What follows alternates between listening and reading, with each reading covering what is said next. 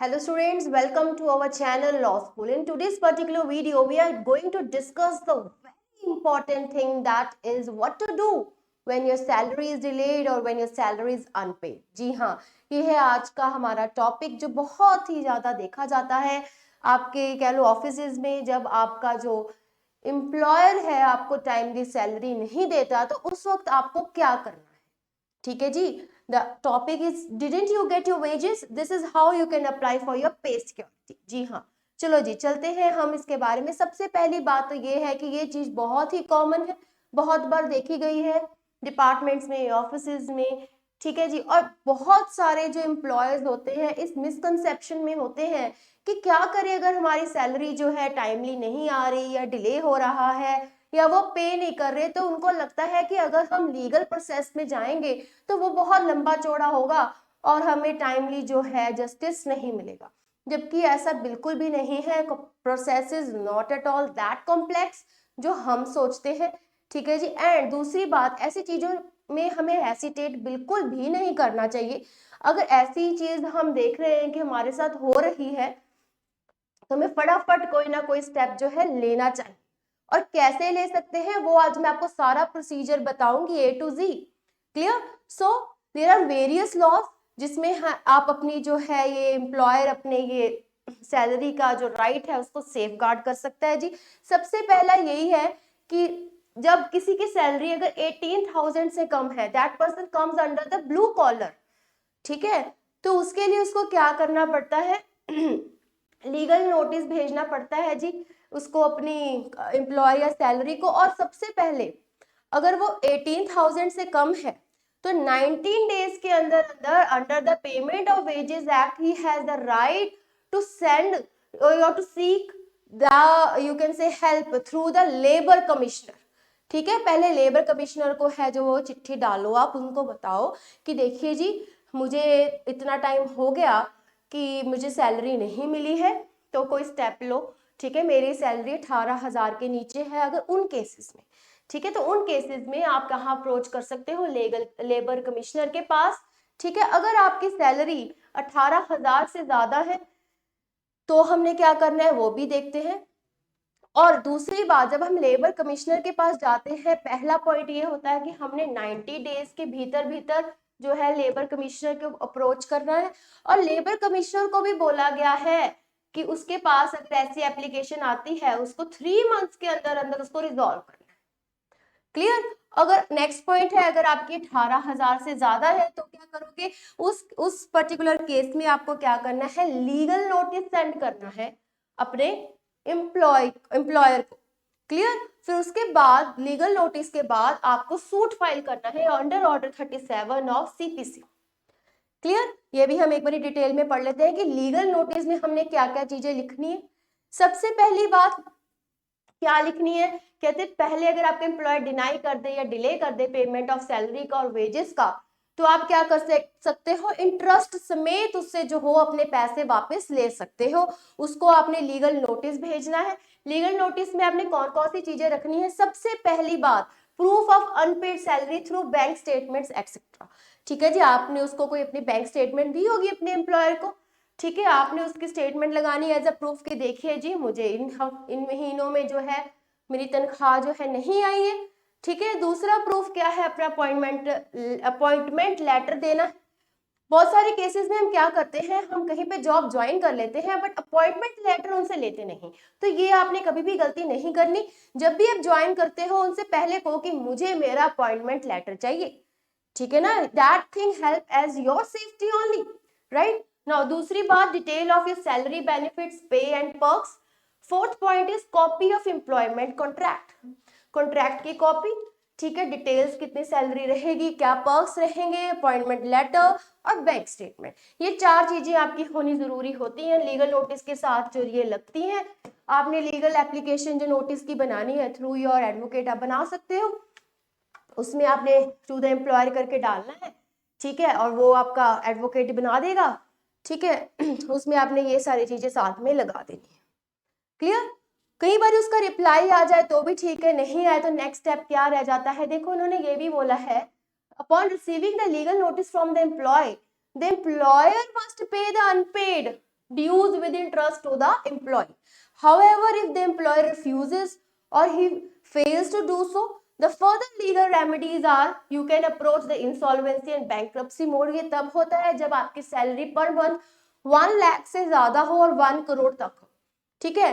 दूसरा होता है आर्बिट्रेशन एंड मेडिएशन मेथड। ये तब होता है जब एज पर आपकी जो कॉन्ट्रैक्ट लेटर है उसमें लिखा हो कि अगर ये सब सिचुएशन अराइज होगी we will follow arbitratory method, ठीक है। And it is a bit costly method, ठीक है। ये अगर आपके कॉन्ट्रैक्ट में क्लॉज है then only this thing is followed. Other third point is lawsuit which is opted by the employee for the recovery of his dues.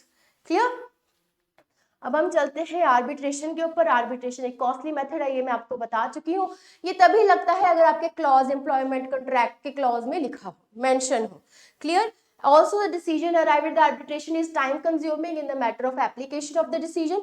Mediation is a process whereby neutral third party क्या करती है, वो decide कर देती है और दोनों parties का डिस्प्यूट हम सुनते हैं। मोस्टली जो आजकल के आपके फैमिली मैटर्स होते हैं वो केसेस हमेशा एक गाइडलाइन आई हुई है, वो मीडिएशन के द्वारा ही पहले जाते हैं ताकि उनका एक रेजोल्यूशन हो जाए, ठीक है। फिर ही जो है सिविल सूट या क्रिमिनल सूट आगे प्रोसीड करता है। क्रिमिनल सूट में तो मीडिएशन में इतने चांसेस नहीं होते। मोस्टली जो है आपका सिविल सूट हो गया या आपके फैमिली मैटर्स हो गए, उसमें मीडिएशन का एक कंपल्सरी पॉइंट डाल ही दिया है कि मीडिएशन में एक बार आपका केस जरूर जाएगा, सो दैट एक बार ये समझौता हो जाए। अगर हो रहा है तो ठीक है। इवन तो आजकल आपका जो ये वाले केसेस भी होते हैं चेक बाउंस के, उसमें भी क्या करते हैं लोक अदालत में एक बार केस जरूर लग जाता है कि देखो अपना समझौता करना है कर लो, नहीं करना तो ठीक है, फिर केस तो फाइल आपने कर ही दिया है, ठीक है ना। सो मीडिएशन का क्या मेथड है, न्यूट्रल थर्ड पार्टी आती है, डिस्प्यूट दोनों पार्टी के सुनती है और एक पीसफुल मैनर में इनका जो है रेजोल्यूशन करवा देती है। However, in this matter, mediation can be useful only if the employer is willing to abide by the decision of the mediator. तभी ही ये सही रहता है अगर वो उसकी बात मान ले एम्प्लॉयर। अगर नहीं माने तो फिर कोई फायदा नहीं है, आपके तो ड्यूज तब भी आपको मिलेंगे नहीं, है ना। तो अगला है जी इंसॉल्वेंसी एंड बैंक्रप्सी कोड का। इसमें क्या होता है जी, एनसीएलटी में जाती है आपका case for the recovery of unpaid salary. These are the conditions to be met if you want to file your case in the NCLT. पहला, the applicant must be the employee of the company. Minimum amount of unpaid salary must be rupees 1 lakh. Minimum amount is 1 lakh and maximum is 1 crore. ठीक है, 1 CR is the maximum and minimum is the 1 lakh. Clear? उसके बाद this application must be accepted or rejected within 14 days by the NCLT. The whole corporate insolvency resolution process must end within 180 days is the time period given. कि 180 days यानी कि 6 months के अंदर अंदर आपको ये खत्म करना है। और उसके अलावा अगर मान लो फिर भी नहीं हुआ तो जस्ट एक्सटेंशन मिलती है 90 डेज की। कितने दिनों की मिलती है जी, 90 डेज की, that's it. Clear. Labour commissioner में हमें आपका केस जाता है तो आपको 90 डेज के अंदर अंदर उनको ये है 3 मंथ्स के अंदर खत्म करना होता है केस, ठीक है। और आपके पास टाइम लिमिटेशन टाइम है 90 डेज और। क्लियर। तो यहाँ पे मैक्सिमम 180 डेज और with extension of 90 days, that's it. अब नेक्स्ट आपका प्रोसीजर है जो बहुत बार देखा गया है, मोस्टली सारे यही फॉलो करते हैं, वो है आपका filing of the law suit. सबसे पहले आपका पड़ता है जी सिविल सूट, ठीक है जी, अंडर ऑर्डर 37 ये पड़ जाता है। employee is required to send a legal notice demanding the payment of his dues to the employer. If the employer refuses or fails to do so, then employee can initiate the legal proceedings. कई बार क्या होता है legal notice का आपको reply आ जाता है, ठीक है, विद इन 15 डेज होता है उसका रिप्लाई। अगर आपको मान लो आ गया, दूसरी पार्टी एम्प्लॉयर क्या करता है, सारी आपके जो अपने पॉइंट्स लिखे होते हैं कि देखो ये हुआ, मुझे टाइमली सैलरी नहीं मिली या आपने मुझे निकाल दिया है, ये पॉइंट है, तो वो क्या करता है, वो सारे पॉइंट्स को कॉन्ट्राडिक्ट करता है, ठीक है।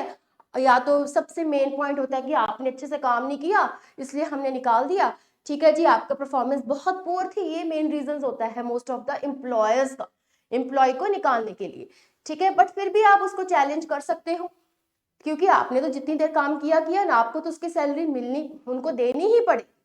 तो 37 ऑर्डर के तहत जो है आप अपना केस फाइल कर सकते हो। समरी सूट लगता है जी डिस्ट्रिक्ट कोर्ट में लगता है ये। After filing a suit summon is issued and the employer has a period of 10 days to appear before the court. तो सीधे क्या है, आपने लीगल सूट फाइल करना है, एम्प्लॉयर को समन्स चल जाएंगे, 10 दिन के अंदर अंदर एम्प्लॉयर को कोर्ट में पेश होना ही पड़ेगा। अगर नहीं होगा तो क्या होगा, एक्स पार्टी जो है प्रोसीडिंग्स चल जाएंगी, ऑर्डर निकल जाएंगे। उसके बाद in the case employee fails to appear, then the decision is made in the favour of the employee. The employee also must have some proof of the employment and must mandatory file a suit within 3 years. 3 years is the time period, limitation period from the date when the salary was due to him. Clear? जब उसकी salary due थी, limitation period है 3 साल का। 3 साल के अंदर अंदर जो है उसको ये केस फाइल करना होगा। अगर इससे ज्यादा टाइम लिमिट एक्सीड हो जाती है तो ये आपका जो सूट है वो फाइल फिर नहीं कर सकता। क्लियर? आगे चलते हैं, क्रिमिनल सूट की तरफ देखते हैं जी। It is a liability of the employer to pay the salary to the employee on time. However, if he denies, refuses or fails to do so, the employee can file a criminal suit for cheating and breach of trust under section 420 of the IPC. देखो, mostly मैं अगर आपको court की practical things में बताऊं तो क्या होता है, सिविल सूट तो फाइल करते ही करते हैं वो, उसके साथ जो है टीडीआई एफआईआर कट करवा देते हैं क्रिमिनल सूट, सो दैट वो कुछ क्रॉस ना कर पाए। तो 420 का जो पर्चा है वो भी करवाई देते हैं वो, ठीक है, क्योंकि क्रिमिनल्स या कुछ भी कह ले कि होते कहीं ना कहीं जो है समझौता हो जाए। लीगल प्रोसीडिंग्स के चक्कर में हर कोई इतना पढ़ना नहीं चाहता, तो मेन मोटिव यही होता है कि बाहर ही बाहर जो है नेगोशिएशन हो जाए और जो सारा काम उसका खत्म हो जाए। तो मोस्टली क्रिमिनल सूट्स भी फाइल हो जाते हैं और साथ के साथ सिविल सूट, दोनों चीजें फाइल कर देते हैं। क्रिमिनल सूट में कुछ नहीं करना होता, एफआईआर कर देते हैं, that's it. Okay, the employer has paid the salary through the check which was bounced and thereafter refuses or denies making a fresh payment, then the employee can file a suit under negotiable instrument at 1881. So अगर आपका cheque bounce हो गया तो simple सी बात है, cheque bounce के cases जो हैं आपके उसके लिए भी एफआईआर कटती है and that is called as a criminal case. तो वो क्रिमिनल केस की कैटेगरी के अंदर फॉल कर जाएगा। ठीक है जी, ये थे आपकी प्रोसीडिंग्स, कैसे हमने लॉ सूट इनिशिएट करना है when your salary is unpaid by the employee. Now employer ने अगर सैलरी नहीं दी, ठीक है, तो ये कुछ रीजंस है। सबसे पहली बात आपको ये पता लगानी पड़ेगी कि क्या मेरी सैलरी 18,000 से कम है। तो यस, अगर कम है तो अप्रोच कीजिए लेबर कोर्ट को, लेबर कमिश्नर को आप एप्लीकेशन दीजिए, आपका रेजोल्यूशन हो जाएगा। अगर आपकी 18,000 से सैलरी ज्यादा है तो आप क्या करोगे, नोटिस फाइल करोगे, लीगल नोटिस, उसका रिप्लाई आ गया तो भी ठीक है, नहीं आया तो भी ठीक है। अगर तो रिप्लाई में वो आपके पैसे देने को मंजूर होते हैं तो वेल एंड गुड, अगर नहीं होते तो फिर क्या करना है आपको फिर एक suit initiate, legal proceedings initiate कर देनी है, दैट्स इट। तो आई होप आपको आज के लेक्चर में समझ लग गया होगा कि कैसे आपको जो अपनी सैलरी है लेनी है, अगर वो अनपेड है या डिलेड है। ठीक है जी, so that's all in today's video. अगर आपको कुछ और ऐसी वीडियोस देखनी है तो हमारे चैनल को जरूर सब्सक्राइब कीजिए और शेयर कीजिए। Thank you so very much.